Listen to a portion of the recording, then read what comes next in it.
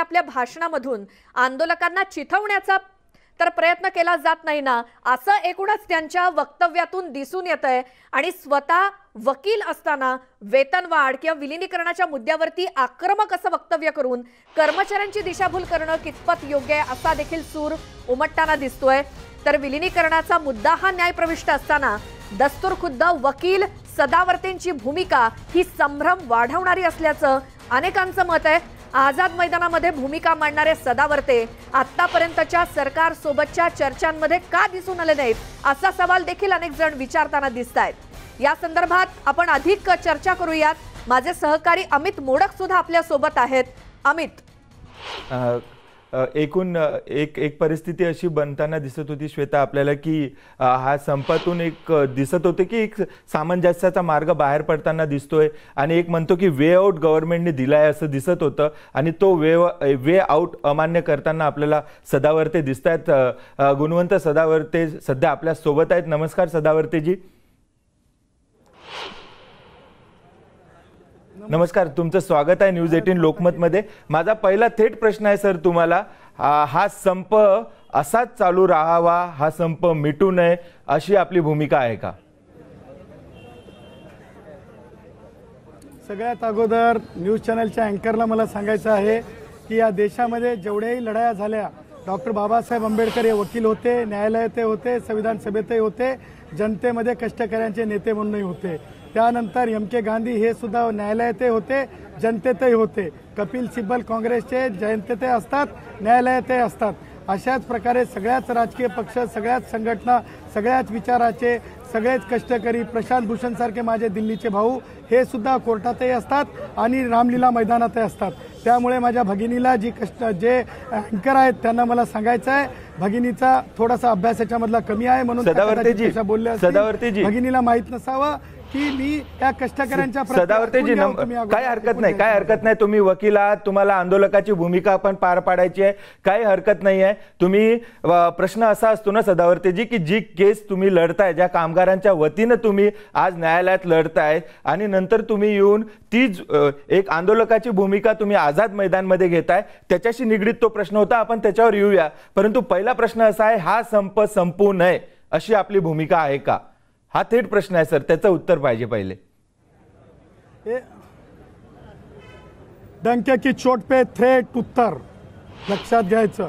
महाराष्ट्र ऐकत आहे, लक्षात घ्या की आमचा संप हा दुखवटा आहे। 40 आत्महत्येच्या नंतर हे मॉर्न आहे आणि म्हणून एक जबाबदार नागरिक म्हणून माननीय उच्च न्यायालयाच्या माननीय न्यायमूर्ती वराळे असं म्हणाले होते, नक्षलवादाच्या संदर्भाने पत्र आल्याच्या नंतर सुद्धा त्यांनी सांगितलं की you are a public spirited man, तुम्ही जाऊन सदावर्तेजी माफ करा, मी परत नाही माफ करा, नाही बिलकुल नाही सदावर्तेजी एक भूमिका घ्या। सदावर्तेजी तुम्ही आझाद मैदानात आहात, नाही सदावर्तेजी आझाद मैदानात तुम्हाला हवं तेवढं मोठं भाषण करा, आमची हरकत नाही, आम्ही लाईव्ह दाखवू। आमचा थेट प्रश्न आहे सदावर्तेजी, हा संप संपू नये ही आपली भूमिका आहे का? उत्तर घ्या ना बिलकुल। मग थोडक्यात सर, थोडक्यात हो की नाही द्या ना मला उत्तर द्या। हो हरकत नाही, बोला।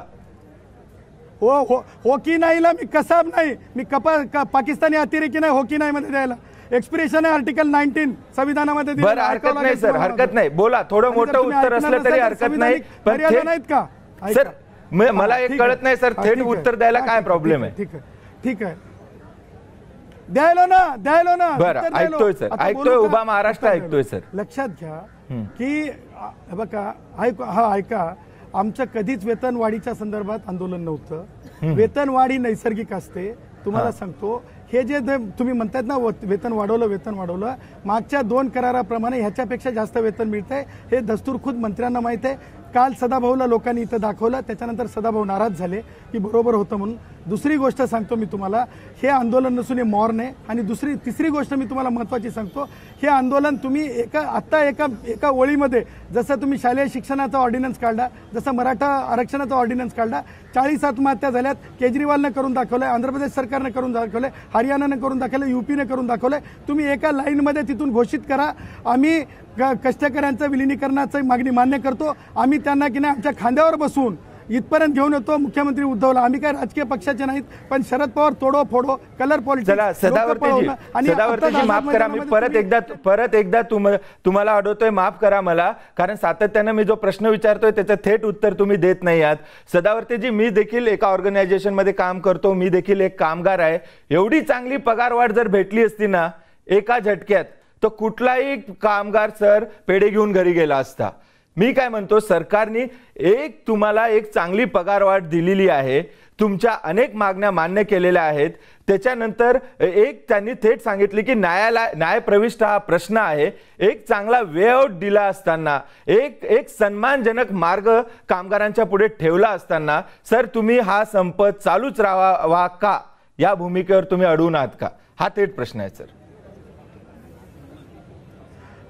एक लक्षात घ्या, माननीय उच्च न्यायालयाचे न्यायमूर्ती प्रसन्न वराळे यांनी स्पष्टपणे सांगितलेलं आहे, ज्या वेळेस तुम्ही 20 तारखेला हो की नाही आणायचं. तिसरी गोष्ट, त्याच न्यायालयाने हे सुद्धा स्पष्टपणे सांगितलेलं आहे की या कष्टकऱ्यांच्या प्रति आझाद मैदानामध्ये व्यवस्थेचं बोललेलं आहे. तिसरी गोष्ट, तुम्ही जे म्हणताय ना तुम्ही कष्टकरी आणि तुम्ही कामगार आहेत, मला तुमच्या बोलण्यातून तुम्ही वाटत नाहीत, तुम्ही सरकारची भाषा बोलताय. त्याचं कारण सुद्धा मी स्पष्ट सांगतो.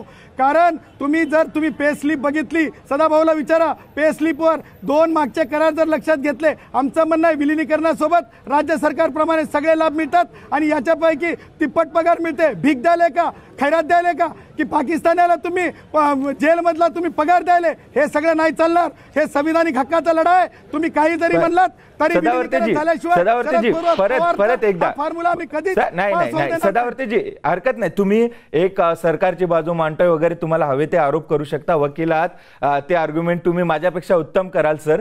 परंतु माझं एकच म्हणणं आहे, सरकारने काय म्हटलंय तुम्हाला की विलिनीकरणाबद्दल आम्ही गांभीर्यानं विचार करतोय. पडळकर साहेब आणि खोत आज जे बोलले की 20 तारखेपर्यंत न्यायालयानं पण सांगितलं, सर तुम्ही स्वतः वकील आहे, न्यायालयाने तेच सांगितलं की समिती बनलेली आहे, समितीचा जो निर्णय काय येतो त्याची आपण वाट बघूयात. एक वकील म्हणून सर तुम्ही न्यायालय सांगता ते पण ऐकणार नाही. चला सरकारवर तुमचा राग आहे, मी मान्य करतो, पण तुम्ही न्यायालयाच्या भूमिकेवर संशय घेताय का सर? नाही, न्यायालयानं तसं सांगितलेलं नाही. न्यूज 18च्या माध्यमातून भारत देशाला सांगत आहे, तुम्ही आर्टिकल 309 ज्याला की पॉवर ऑफ द स्टेट म्हणलेलं आहे, ऑर्डिनन्स आणू शकता आणि तुम्ही व्हर्च्युअली जर तुम्ही म्हणता ना, माफ करा सदावर्ती साहेब माफ करा, मी कोर्टात नसलो किंवा मी वकील नाही सदावर्ती साहेब कारवाईला फेस करणारा सीताराम कुंटेची माफी मागताय तुम्ही. नाही सदावर्ती साहेब, चला आपण नाही सदावर्ती साहेब, विषयांतर होतंय. चला आपण परत एकदा एसटीच्या संपावर येऊया. परंतु मी सांगतो, गेल्या 10 मिनिटात एकाही प्रश्नाचं तुम्ही मला थेट उत्तर दिलेलं नाहीये. चला आता तुम्ही कामगारांची बाजू मांडताय, कामगारांसाठी आझाद मैदानातून लढताय. मी कामगाराच्या बाजूनी प्रश्न विचारतो. सदावर्ती साहेब, कामगाराच्या बाजूनी प्रश्न विचारतो. सर तुम्ही कामगारांचे नेते बनताय सर, आता तुम्ही वकिलाचा सूट घातलेला आहे, पण तुम्ही आझाद मैदानात उभे आहेत. मी एक नेता म्हणून आता तुमच्याकडे बघतो. सर तुम्ही सर बिलकुल मान्य आहे. तुम्ही मला एक सांगा साहेब मला एक सांगा, तुम्ही आता कामगारांचे नेते म्हणून तिथे आहात, तुम्ही अजून वकिलांचा जो काय डगला आहे तुम्ही काढलेला नाही आहे, तुम्ही दोन्ही भूमिकेवर ठाम आहात असं दिसतंय. मला एक सांगा सर, एवढं सरकारने वे आउट दिल्यानंतर उद्या या कामगारांच्या नोकऱ्या गेल्या तर तुमची भूमिका काय असेल, त्याला जबाबदार कोण असेल? सदावर्ती जबाबदारी घेतील का? भारतीय संविधान सांगतो, भारतीय संविधानामध्ये स्पष्टपणे, ट्रेड युनियन ऍक्ट मध्ये स्पष्टपणे अंतर्भूत आहे, नैसर्गिक न्यायासोबत सिव्हिल सर्व्हिस ज्युरिस्प्रुडन्सचा वकील आहे. अधिकारवाणी सांगतो, 50 लाख लोकांचं रिझर्वेशन प्रमोशन सुप्रीम कोर्टात आत्ताच चालवलेला माणूस आहे. त्या अधिकारवाणी सांगतो स्पष्टपणे, अशा प्रकारचे आदेश रद्दबदल होत असतात आणि सुप्रीम कोर्टाने एकदा नाही तर हजारो वेळेस अशा प्रकारचे आदेश रद्द केलेले आहेत। त्यामुळे डंके की चोटवर असं इंग्रजी पद्धतीचे आदेश, निलंबन, इंग्रजी पद्धतीचे आदेश, नैसर्गिक न्यायाच्या विरुद्ध जाऊन सेवा समाप्ती हे टिकणार नाहीत, हे सरकारला माहित आहे, चीफ सेक्रेटरींना माहित आहे। आणि जर कोणी अशी हिम्मत केली तर न्यायालयामधून ते रद्द करून घेऊ शकतो, अशी संविधानिक मर्यादा आहे। त्यामुळे ही भीती तुम्ही सुद्धा घालू नये। आणि मंत्री जे आहेत अनिल परब त्यांना बऱ्यापैकी माहिती आहे। बरं सदावर्ते साहेब, चला येथे जे कंत्राटी कामगार आहेत त्यांचं काय? तुम्ही जे बोलताय जे शासनाच्या सेवेत आहे त्यांच्यासाठी तुम्ही काय काय कायद्यासाठी भांडाल? कंत्राटी कामगार जे हजारोच्या संख्येने आज तिथे आहेत आणि आज त्यांची सरकारला गरज आहे, तर त्यांची जर उद्या नोकरीवर गदा आली तर त्याची जबाबदारी काय? त्याची जबाबदारी कोण घेणार? त्याची जबाबदारी सांगतो, कालच महाराष्ट्रातल्या शेकडो म्हणजे 700 पेक्षा जास्त कष्टकऱ्यांसाठी जे असेल, वाडिया असेल, या सगळ्या दवाखान्यातल्या कष्टकऱ्यांसाठी जे रोजंदारी असतात, तुम्हाला सांगतो माननीय सुप्रीम कोर्टाने सांगितलंय जे न्याय पूर्ण वेळ कामगाराला आहे तोच न्याय ते म्हणजे कंत्राटी कामगाराला डेली वेजेसला आहे। त्याचं कारण सांगतो, त्याची सेवा समाप्त करून नव्याला सुद्धा घेता येत नाही। त्याच्या पुढे जाऊन सांगतो, त्या एसटी महामंडळाच्या बसवर स्वतः मिनिस्टरला मर्यादा माहित आहे, 48 दिवस आधी ट्रेनिंग द्यावं लागते, तेव्हा त्या गाडीवर बसता येते। शरद पवार सुद्धा स्टेअरिंग घेऊन बसू शकत नाहीत, त्याला ट्रेनिंग लागत असते 48 दिवसाची, ते कायद्यात अंतर्भूत आहे। त्याच्यामुळं हे भीती घालायची नाही, कंत्राटी कामगारांमध्ये भेद निर्माण करायचा नाही। भारत माता की जय म्हणत लढणारे आम्ही आहोत, आम्ही घाबरणार नाहीत आणि डंके की चोट पे भारत माता की जय म्हणणारे नेहमी जिंकतात, कारण आम्ही भारताच्या सीमेपलीकडे नसतो। सदावर्तेजी, तुम्ही एक प्रकार भीती घालायचा प्रश्न येत नाही आहे इथे। एक तुम्हाला वाटत नाही तुमच्या या आडमुठे भूमिकेमुळे सदावर्तेजी, कारण आज या एसटी कामगाराच्या संपाला पहिल्यापासून महाराष्ट्रातल्या सामान्य माणसांनी पाठिंबा दिलेला आहे, परंतु आज हाल बेहाल होत आहेत, प्रत्येकाच्या समस्या अडल्यात, शाळेत मुलं पोहोचू शकत नाही आहेत, शेतकऱ्यांचे वेगळे प्रश्न आहे। ही सिंपती जर तुम्ही हा संप असाच ताणला तर जी एक भावनिक जे सामान्य लोक जोडल्या गेले होते या एसटी कामगारांसोबत आणि सरकारने एवढी माघार घेतल्यानंतरही जर अशी एक भूमिका पुढे गेली की हा आडमुठेपणा आहे आणि ही सिंपती तुम्ही गमावली तर त्याचं काय? लक्षात ठेवा, या आडमुठेपणा नाही, सरकारची ज्या प्रकारे ब्रिटिशकालीन हुकुमशाही होती तसं आहे देशातलं नरेंद्र मोदीजींचं सरकार कायम। लक्षात ठेवा, पूर्ण मेजॉरिटीत असताना शरद पवार सारखे काही पॉलिटिकल शेतकऱ्यांमुळे त्यांनी डेमोक्रेसीची इज्जत करत 3 कायदे हे केले, तिथे 7 लोकांच्या हत्या म्हणजे मृत्यू झाले होते, त्याचे दुःख आम्हाला आहे। परंतु इथं 40 झाल्याच्या नंतर केवळ तुम्ही इतके पैसे द्यावे लागतील तितके पैसे द्यावे लागतील म्हणून तुम्ही या गोष्टीला आडमुठेपणा म्हणू शकता। दुसरी गोष्ट, विद्यार्थी पालक, आज तुम्ही न्यूज 18च्या माध्यमातून महाराष्ट्रातला सर्वे करा, सगळे लोक म्हणतात अगोदर आधी लग्न कोंडाण्याचं, नंतर लग्न रायबाचं, आधी या कष्टकऱ्यांचं, या दूधवाल्यांचं, डब्बा नेणाऱ्या एसटी महामंडळातील कष्टकऱ्यांचं, या 40 आत्महत्या जे झाल्यात त्यांना न्याय मिळाला पाहिजे आणि त्याच्यानंतर लोक म्हणालेत की एसटी चालू झाली पाहिजे। ही प्रांजळ भूमिका आहे। त्याच्यामुळे तुम्ही जे म्हणता ते महाराष्ट्राचं नाही, तुम्ही जे म्हणता ते बरोबर प्रश्न शरद पवारांचे आहेत असं मी म्हणेल, बरोबर का? म्हणजे सामान्य जनतेला होणारा त्रास तुम्ही त्याच्याकडे एक डोळस नजरेनं बघत नाही असं म्हणता येईल। सदावर्तेजी, तुम्ही थोड्या वेळापूर्वी 1 मराठा लाख मराठा घोषणा करताना दिसत होतात। तुमची घोषणाबाजी बघून असं वाटत होते की एक दुसरा नेता उदयाला येण्याचा प्रयत्न करतोय। तुम्ही तिथे वकिलाचा डगला घालून उभे आहेत, परंतु मराठा आरक्षणाच्या विरोधात तुम्ही लढा देत असताना तिथे 1 मराठा लाख मराठाची घोषणाबाजी पण करत होत्यात, त्यामुळे तुमच्या भूमिकेवर संशय घेण्यात काय हरकत आहे? लक्षात घ्या, तुम्हाला कोणत्याच गोष्टीला हरकत नाही। जसं आम्ही आझाद मैदानातून पडळकर आणि खोतांना आम्ही आझाद करून टाकलं, त्याच प्रकारे तुम्हाला शंका घेण्याचा अधिकार आहे। परंतु तुम्हाला माहिती नाही माझी पार्श्वभूमी, मी कॉन्स्टिट्यूशनमध्ये डॉक्टरेट आहे आणि आंबेडकर थॉट्समध्ये मी गोल्ड मेडलिस्ट आहे, ज्याच्यामध्ये सगळ्या विचारांचा अभ्यास झालेला असतो, फुले शाहू आंबेडकरी विचारांचा। आणि 1 मराठा लाख मराठा ही जी घोषणा आहे ना, ही घोषणा जातीशी संबंधित नाही, ही प्रेरणेशी संबंधित आहे। आणि मराठा नावाचं डेफिनेशन जर तुम्ही बघितलं तर तुमच्या लक्षात येईल की भाषेवर आधारित, भाषिक एकतेवर आधारित ती घोषणा आहे। त्याच्यामुळे तुमच्या ज्ञानात तुम्ही भर घालून घ्या आणि शरद पवारला सांगा की असे प्रश्न तयार करून कधी सुद्धा कोणत्या अँकरला आणि टीव्ही चॅनलला पुरवू नका. बिलकुल नाही बरोबर का? सदावर्तीजी तुमचं हे एक्सप्लेनेशन मी मान्य करतो, परंतु आझाद मैदानात एसटीचा लढा देताना एक मराठा लाख मराठा ही घोषणा द्यावीशी सदावर्तेंना का वाटते? एसटीचा लढा सुरू असताना एक मराठा लाख मराठा ही घोषणा का द्यावीशी वाटते? एकतेचं प्रतीक आहे, सामान्यांच्या वाच्यतेमध्ये आहे आणि इन्स्पायरेशनल आहे. जसं जय भीम म्हणतो, जय बुद्ध म्हणतो, शिवाजी महाराजांचा विजय असो म्हणतो, येळकोट येळकोट जय मल्हार म्हणतो, अल्लाहू अकबर म्हणतो, त्यासोबतच बोल सो निहाल सत श्री अकाल म्हणतो. त्याच्यामुळे इन्स्पायरेशनल जे जे असेल ते बोलण्याची मुभा भारतीय संविधानातील आर्टिकल 19 नुसार आहे. कृपा करा जाती सोबत जोडू नका, जाती जातीत शरद पवारच्या म्हणण्यानुसार तोडू नका. कष्टकऱ्यांचा विलिनीकरणाचा लढा यशस्वी होऊ द्या, सगळे शांत चित्तानं घरी जाऊ द्या आणि आमचा जोपर्यंत आमचा जे याचा लढा आहे विलिनीकरणाचा होत नाही तोपर्यंत शरद पवार कालच्या पॉलिसीत तुम्ही नापास झालात. आणि मी असं म्हणेल की आता बस तर चालू शकत नाही, शरद पवार स्टेअरिंगवर बसू शकत नाहीत, अनिल परब घंटी वाजवू शकत नाहीत आणि अजित पवार त्या बसमध्ये बसून जाऊ शकत नाहीत. हे कायदेशीर मर्यादा आहेत. सदावर्तीजी माझे सहकारी चंद्रकांत फुंदे आहेत आपल्यासोबत, त्यांना पण तुम्हाला काही प्रश्न विचारायचा आहे. चंद्रकांत.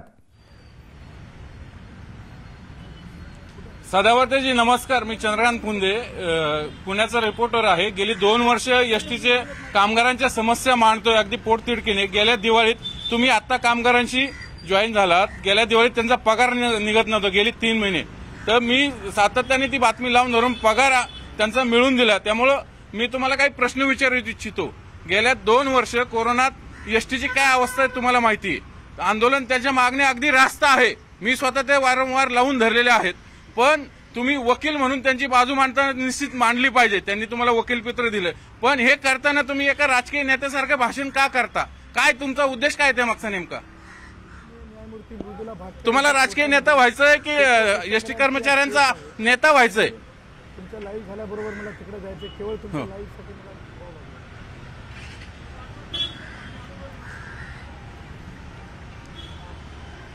सदावर्तीजी तुम्हाला आवाज येतोय? सदावर्तीजी तुम्हाला आवाज येतोय? सदावर्तीजी माझा साधा प्रश्न आहे, तुम्हाला राजकीय नेता व्हायचंय का? सदावर्तीजी यांच्याशी संपर्क तुटलेला आहे चंद्रकांत आपला, बहुतेक त्यांच्यापर्यंत आवाज जात नाही. तुझा प्रश्न आपण नक्की त्यांच्यापर्यंत पोहोचवण्याचा प्रयत्न करूया. पुन्हा एकदा मी विचारून बघतो त्यांना. सदावर्तीजी तुमच्यापर्यंत आवाज पोहोचतोय?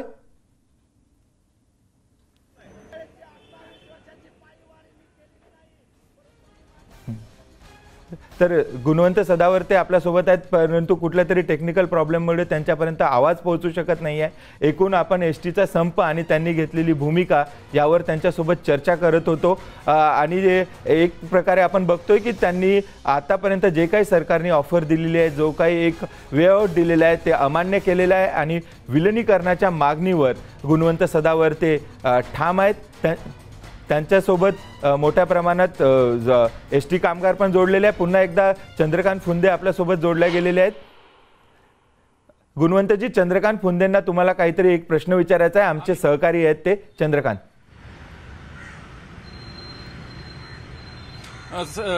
सदावर्तेजी माझा आवाज येतोय?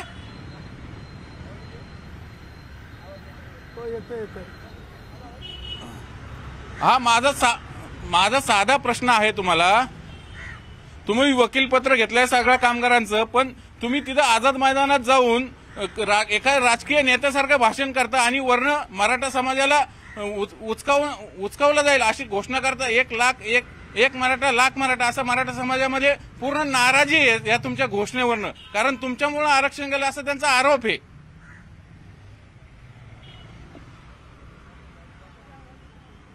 तुम्ही एक गोष्ट लक्षात घ्या, ही पराभूत मानसिकतेतून शरद पवारची पॉलिसी आहे असं बोलण्याची. सगळा जितकाही मराठा समाज आहे या कष्टकऱ्यांच्या पाठीशी आहे. जेवढाही बौद्ध बाबासाहेब आंबेडकरांना मानणारा समाज आहे तो या कष्टकऱ्यांच्या पाठीशी आहे. ज्या महापुरुष या महाराष्ट्रात आहेत सगळे कष्टकऱ्यांच्या पाठीशी आहेत. त्याच्यामुळं मराठा बांधव माझेच आहेत, मी मराठा बांधवांचा आहे आणि तो प्रश्न वेगळा होता, हे सर्वांचा एकत्रित प्रश्न आहे, बरोबर आहे की नाही? इथे सगळे मराठा बांधव सुद्धा आहेत, त्याच्यामुळे कृपा करा, याला जातीचा रंग शरद पवार देऊन कापण्याचा नेहमी प्रयत्न करीत असतील, परंतु तसं होता कामा नये. हे इन्स्पायरेशनल आहे, जय भीम म्हणणं इन्स्पायरेशनल आहे. आणि मी तुम्हाला आताच साहित्याच्या भाषेमध्ये सांगितलं की साहित्य मान्यता देत असते आणि साहित्यामध्ये मराठा या शब्दाचा अर्थ जाणून घ्या, एक मराठा लाख मराठा शब्दाचा अर्थ जाणून घ्या. मी जे आहे गोल्ड मेडलिस्ट आहे फुले शाहू आंबेडकर थॉट्समध्ये, डॉक्टर बाबासाहेब आंबेडकर मराठवाडा विद्यापीठातून मी पदव्युत्तर पदवी घेतलेली आहे. त्यामुळे कृपा करा, अशा प्रकारचा भेद करण्याचा प्रयत्न करू नका. पैशानं तुटत नाहीत, जातीनं तुटत नाहीत, बंदुकीच्या गोळीच्या भीतीनं तुटत नाहीत. त्यामुळे पराभूत मानसिकतेतून अशा प्रकारच्या वल्गना होत असतील, जे कोणी असं बोलत असतील ते शरद पवारांचे बगलबच्चे असतील असं मी म्हणेल. बरोबर? सदावर्तेजी, तुमच्या बौद्धिक बुद्धिमत्तेबद्दल कुणालाच शंका नाही. उभ्या देशाने ते पाहिलेली आहे. एकूण तुमचे कायद्याचा अभ्यास, घटनेचा अभ्यास, त्याबद्दल आम्ही तुमचा आदरच करतो. तो विषयच नाही. इथे मुद्दा असा आहे, ज्यावेळेस कुठल्याही कामगार संघटनेचं आंदोलन पुढे नेताना वकील म्हणून तुम्ही बाजू मांडता, ती तुम्ही तुमचं काम करता, त्याबद्दल तुमचं अभिनंदन. पण ते करताना तुम्ही आझाद मैदानातून जी घोषणाबाजी करता, जे भाषणबाजी करता, राजकीय पक्षांना उचकवता, हे कितपत योग्य आहे? हे न्यायाला धरून आहे का? हे तुमच्या वकिलीच्या पेशात बसतं का? कष्टकऱ्यांचे नेते, विश्व उद्धारक डॉक्टर बाबासाहेब आंबेडकर हे कष्टकऱ्यांसोबत सुद्धा आंदोलनात असायचे, ते न्यायालयामध्ये सुद्धा लढायचे, पार्लमेंटमध्ये सुद्धा संविधान निर्मितीच्या मध्ये अग्रगण्य असून संविधानाची निर्मिती केली. त्याच प्रकारे दिल्लीमध्ये माझा भाऊ प्रशांत भूषण हे सुद्धा कष्टकऱ्यांसाठी रामलीला मैदानात असतात आणि माननीय सर्वोच्च न्यायालयात सुद्धा असतात. त्याच प्रकारे या देशामध्ये अनेक वकिलांनी MK गांधीजी आहेत, जे कोर्टातही होते, लढ्यातही होते आणि स्वातंत्र्य लढ्यातही होते. हा आदर्श आमचा आहे. आम्ही छत्रपती शिवाजी महाराजांचे मावळे आहोत. गनिमी कावा हा सुद्धा आमच्या आंदोलनाचं एक सूत्र आहे. त्यामुळं आम्हाला वेगळ्या अर्थानं भारतीय संविधानाची आर्टिकल 19 राईट टू एक्सप्रेशनची परिभाषा माध्यमांनी किंवा शरद पवारांनी बदलण्याचा प्रयत्न करू नये आणि बदलण्या एवढी म्हणजे कुवत, संविधानिक कुवत येण्यासाठी अनेक वर्ष अभ्यास करावा लागतंय संविधानाचा. पडळकर आणि सदाभाऊ खोत ज्यांच्यासोबत तुम्ही आजपर्यंत खांद्याला खांदा लावून हा लढा लढत होते, तर पडळकरांनी एक भूमिका घेतली की जे आता पदरात पडतंय ते पाडून घेऊया आणि जे मिळणार नाही त्याच्यासाठी लढा सुरू ठेवू. तुम्हाला ही सामंजस्याची भूमिका योग्य वाटते, अयोग्य वाटते? तुमचं काय म्हणणं आहे या पडळकरांच्या भूमिकेवर? लक्षात घ्या, या कष्टकऱ्यांना पाठिंबा देण्यासाठी जवाहरलाल नेहरू युनिव्हर्सिटी JNU हे सुद्धा आता सक्रिय झालं. JNUचे प्राध्यापक आव्हाड यांनी आंदोलनस्थळी येऊन भेट दिली. हैदराबाद सेंट्रल युनिव्हर्सिटीमध्ये सुद्धा चर्चा सुरू झाली. त्याच प्रकारे महाराष्ट्रामध्ये डॉक्टर व्यंकटेश काब्दे सारख्या म्हणजे त्या काळी जनता दलाचे खासदार असलेले त्यांनी सुद्धा आंदोलनात भाग घेतलाय. त्यासोबतच प्रकाश आंबेडकरांनी सुद्धा चिंता व्यक्त केलेली आहे. त्यासोबतच जे कष्टकरी शिवसेनेच्या शाखेतले या कष्टकऱ्यांसोबत आहेत, RSSच्या शाखेतले सैनिक या कष्टकऱ्यांसोबत आहेत, भीम सैनिक या कष्टकऱ्यांसोबत आहेत. त्याच धर्तीवर हे आंदोलन केवळ कोणी 2 राजकीय पुढाऱ्यांनी केलं नव्हतं. न्यूज 18 लोकमतच्या माध्यमातून सांगतो, मागच्या 1.5 वर्षापासून या गोष्टीचा मी पाठपुरावा करत होतो. पाहिजे तर मी नावं सांगू शकतो, बैठका सांगू शकतो, कॉन्फरन्सचे मिनिट्स सांगू शकतो. त्यामुळं त्यांनी इथे येऊन सहभाग नोंदवला याचा अर्थ पॉलिटिकली त्यांनी मोटिवेट होऊन हे केलं असं नाही. त्यासोबत तुम्हाला जोडून सांगतो, काल ज्यावेळेस यांची थोडी मॉरल डाऊन होत होतं त्यावेळेस या विरोधी पक्षाचे नेते पुढारी देवेंद्र हे जे की विरोधी पक्षाचे नेते हे कोणत्या राजकीय पक्षाचे सभागृहात नसतात, तर ते जनतेचे विरोधी पक्षाचे नेते असतात आणि आम्ही त्यांना कालच ही गोष्ट सांगितली. त्यांनी गांभीर्याने घेतलं. धन्यवाद सदावर्तेजी. अनिल परब बोलतायत. तुम्ही जी भूमिका घेतली त्याच्यावर अनिल परब काय म्हणतायत ते बघूया. थेट जाऊया अनिल परब यांच्या पत्रकार परिषदेत. आपली भूमिका अतिशय स्पष्ट केलेली आहे. विलिनीकरणाच्या बाबतीतली भूमिका देखील स्पष्ट केलेली आहे. पगारवाढीच्या बाबतीतली देखील सगळा जो काय लेखाजोखा तो मी कालच्या पत्रकार परिषदेत मांडलेला आहे. सदाभाऊ खोत, आमदार गोपीचंद पडळकर यांच्याशी काल पूर्ण दिवसभर झालेल्या चर्चेच्या अंती आम्ही ह्या सगळ्या गोष्टी मांडल्या आणि त्यामुळे आज त्यांनी सरकारच्या वतीने जे काय मांडलं गेलं ते कर्मचाऱ्यांना सांगून त्यांनी आपलं आंदोलन मागे घेतलेलं आहे. एक गोष्ट नक्की आहे, लढाईत कशा पद्धतीने लढायचं असतं आणि मागण्या मान्य झाल्यानंतर लढाई कुठेतरी थांबवायची असते, असं साधारण एक संकेत असतात. परंतु काही कर्मचारी कामावर येऊ इच्छुक आहेत. ते आमच्याशी संपर्क साधत आहेत. सतत त्यांचा दोषा लागलाय की आम्हाला कामावर यायचं आहे, आम्हाला सुरक्षा द्या. आज मी कामगारांना आवाहन केलं आहे की आज जे कामगार गावात आहेत त्यांनी कामावर यावं आणि जे मुंबईत आहेत त्यांनी उद्यापर्यंत कामावर यावं. आम्ही उद्या सकाळपर्यंत या सगळ्या गोष्टींचा अभ्यास करू, किती कामगार येतात, किती कामगार येत नाही. त्याच्यानंतर महामंडळ निर्णय घेईल की याच्या पुढे कशा पद्धतीने आपल्याला जायला पाहिजे. जे विलिनीकरणावरती जे कामगार आज मागणी करून ठाम आहेत, मला त्यांना एकच सांगायचं आहे की मी वारंवार सांगतोय की विलिनीकरणाची ही जी मागणी आहे ही हायकोर्टाने नेमलेल्या कमिटीच्या समोर आहे आणि हे त्याला 12 आठवड्याचा कालावधी दिलेला आहे.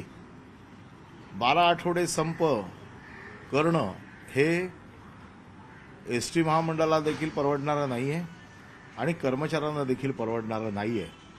त्यात ह्या दोघांचंही नुकसान होणार आहे आणि म्हणून एसटीची परिस्थिती अतिशय वाईट असताना देखील सरकारने, आर्थिक परिस्थिती वाईट असताना देखील सरकारने जे पाऊल उचललं, कामगारांनी ताबडतोब आपला संप मागे घ्यावा, कामावर रुजू व्हावं. विलिनीकरणाच्या बाबतीत सरकारने भूमिका जी घेतलेली आहे की जर समितीने विलिनीकरणाला मान्यता दिली आणि विलिनीकरण करण्याचे आदेश दिले तर सरकार ते आदेश ताबडतोब किंवा समितीचा अहवाल जो असेल तो सरकार मान्य करेल. हे आम्ही पहिल्या दिवसापासून सांगतोय. परंतु हा अहवाल यायला 12 आठवड्याचा कालावधी आहे. ह्या 12 आठवड्यापर्यंत एसटी बंद ठेवणं हे काय बरोबर नाही आणि म्हणून सरकारने चर्चा होती की सरकार काहीच करत नाही, म्हणून सरकारने एकतर्फी सरकारने जी काही वाढ दिलेली आहे आज बोलून कर्मचाऱ्यांच्या एका शिष्टमंडळाशी, ती वाढ आत्तापर्यंतच्या एसटीच्या इतिहासात कधीच मिळाली नव्हती. आज कामगारांवरती त्याच्या प्रतिक्रिया येत आहेत. परंतु मला जो काही गेल्या काही दिवसात अभ्यास केला त्याच्यामध्ये ही वाढ अतिशय चांगली आहे असं बऱ्याच कामगारांनी सांगितलेलं आहे. कामगार येऊ इच्छित आहेत. मला असं वाटतं आम्ही आता अधिकाऱ्यांची बैठक लावली आहे आणि मग त्या पुढचे निर्णय उद्या सकाळी कामगार किती येतात ते बघून घेतला जाईल. भाजपचे आमदार सदाभाऊ खोत, गोपीचंद पडळकर यांनी संपातून माघार घेतली असली तरी देखील आझाद मैदानावरती ॲडव्होकेट सदावर्ते गुणरत्न यांनी मात्र तिथे जे कामगारांसोबत हे आंदोलन पुढेच राहील, चालूच राहील, संप चालू असं म्हटलेलं आहे. आता सदावर्ते यांच्याशी पण चर्चा करणार का, काय करणार पुढे? मी पुन्हा एकदा सांगितलं, काल आम्ही आमचा निर्णय जाहीर केला आहे आणि आता जो त्या कामगारांना मंजूर असेल ते कामगार कामावर येतील. जे कामगार मंजूर नसतील, जे संपात राहतील, त्यांना कडक कारवाईला सामोरं जावं लागेल. गुणवंत सदावर्ते आता लीडर म्हणून आता त्या पद्धतीने चिथावणी कामगारांनी कोणाची लिडरशिप स्वीकारावी हा त्यांचा प्रश्न आहे. फक्त एकच गोष्ट आहे की मी जसं म्हटलं की तुटेपर्यंत ताणू नये, एकदा तुटल्यानंतर जोडता येणार नाही. आता कारवाई नेमकी काय असेल? नाही, कारवाई आता कामगार किती कामावरती येतात हे बघून ठरवेल. काही कामगार निलंबित झाले, त्याला आम्ही सांगितलंय की उद्या सकाळपर्यंत जे कामगार कामावर येतील त्यांचं आम्ही निलंबन मागे घेऊ. परंतु जर कामगार आले नाहीत तर कारवाई अतिशय कठोर असेल एवढं सांगतो. आझाद मैदानातील कामगारांची संख्या देखील आता कमी झालेली आहे. कालपासून तुम्ही घोषणा केल्यानंतर कामगारांची संख्या अर्ध्याहून अधिक कमी झालेली आहे. नाही, मला असं वाटतं कामगारांना हळूहळू समजेल.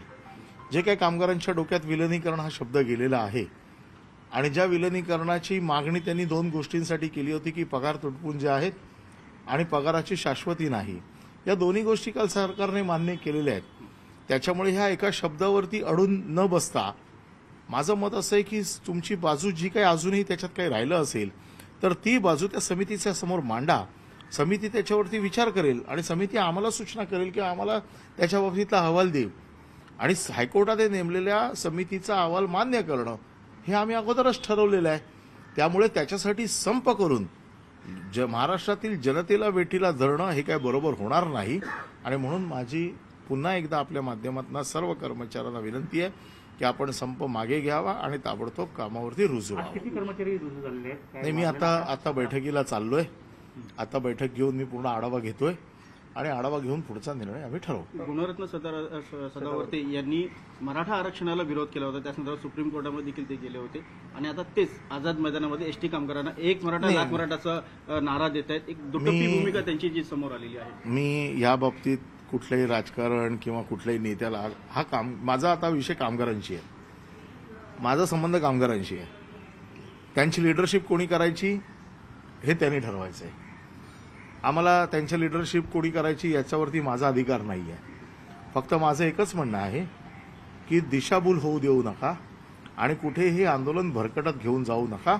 याच्यात दोघांचंही नुकसान आहे. काल तुमच्यासोबत जी चर्चा केली अधिकृत एसटी कर्मचारी संघटना होते, त्यांनी तुमच्याशी चर्चा केली आहे. आता जे आझाद मैदानावरती काही संघटना आहेत, काल जे माझ्याशी चर्चा करत होते ते 2 लोकप्रतिनिधी होते. लोकप्रतिनिधी म्हणून त्यांच्याशी बोलणं हे सरकारचं एक कर्तव्य आहे आणि आता हळूहळू सगळ्यांशी मी बोलतोय आणि मला असं वाटतं की ह्याला यश येईल. मुंबई महापालिकेतल्या अपक्ष उमेदवार काँग्रेसच्या त्याला मागे घेण्यासंदर्भात शिवसेना आणि काँग्रेसच्या नेत्यांची फोनवरनं चर्चा झाली. आपण त्या पद्धतीने काय तो उमेदवारी त्यांची मागे घेतली जाईल असा मला विश्वास आहे. थँक्यू.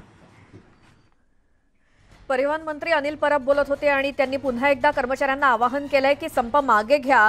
उद्या सकाळपर्यंत बघू किती कामगार कामावरती येतात, नंतर महामंडळ निर्णय घेईल. मात्र वारंवार सांगतोय विलीनीकरणाची मागणी ही नेमलेल्या समितीवरती अवलंबून आहे. त्यामुळे 12 आठवड्याचा जो वेळ मागितला गेलाय तितकं 12 आठवडे थांबणं परवडणार नाहीये. त्यामुळे हायकोर्ट जे आदेश देईल ते आम्हाला मान्य असेल, मात्र 12 आठवडे एसटी बंद ठेवणं हे योग्य नाही असं अनिल परब यांचं म्हणणं आहे. त्यांनी पुन्हा एकदा आवाहन केलंय संप मागे घेण्याचं. एक छोटासा ब्रेक घेऊन आपण लगेच परत येतोय. पाहत राहा फक्त न्यूज 18 लोकमत.